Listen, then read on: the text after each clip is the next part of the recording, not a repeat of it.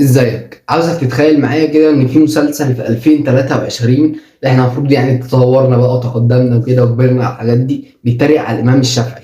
مسلسل اسمه الامام رسالة الامام. المسلسل ده حرفيا مهزلة، بيتريق على الامام الشافعي، وفي اخطاء كتير، في اخطاء في اللغوية اللي هو في طريقة الكلام، واخطاء اصلا شرعا ما ينفعش اصلا حد يقولها في المسلسل ده. بيتريق على الامام الشافعي. انت عارف مين الامام الشافعي؟ الامام الشافعي ختم القرآن وهو عنده 7 سنين بس، تمام، وشرح مذهب الامام ابن مالك وهو عنده 10 سنين. الامام الشافعي اصلا هو صاحب كتاب الرساله. كتاب الرساله ده اللي هو الكتاب الاول في الفقه وفي الفتوى.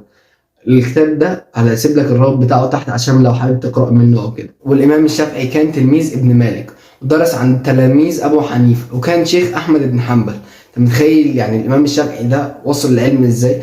الامام الشافعي اصلا كان شاعر وكان طبيب في الاول، وكان من امهر الناس في اللغه العربيه ومن امهر الناس في الطب، لكن ساب ده كله عشان يتفرغ للفتوى. وكتاب الرساله زي ما احنا قلنا للامام احمد بن حنبل ده اول كتاب في التاريخ في علم اصول الفقه. يعني الشيخ الامام الشافعي ده اصلا هو اللي اسس علم الفقه. ويجي مسلسل زي ده 30 حلقه يتريق على الامام الشافعي وعلى حياته وعلى طريقه كلامه وكده. يعني انت متخيل احنا وصلنا لايه؟ مش دي المشكله لحد هنا، المشكله ان المسلسل بيعرض حاجات غريبه جدا في الكلام وفي كل حاجه. يعني اتفرج معايا كده. أكيد سمعتها كتير بس هقولها تاني. نورت الفسطاط. فسطاط منورة بأهلها. صح. ألم يعجبك الطعام يا إمام؟ أعجبني. لم تأكل شيئا. لم آكل شيئا. هذا طعام يكفي مصر وأهلها يا ابن عبد الحكم. لقد كفيت ووفيت يا ابن عبد الحكم. الفكره مش في كده، الفكره ان ممكن فعلا شخص ينتقد الامام ابن شافعي ان هو مش شخص مقدس، انت ممكن تختلف معاه في الاراء او كده، لكن مش بالطريقه دي، مش بالطريقه المهزليه اللي هي لا تغتفر اللي في المسلسل ده، تمام. والرسول صلى الله عليه وسلم قال: ليس منا من لم يعرف لعالمنا حقه.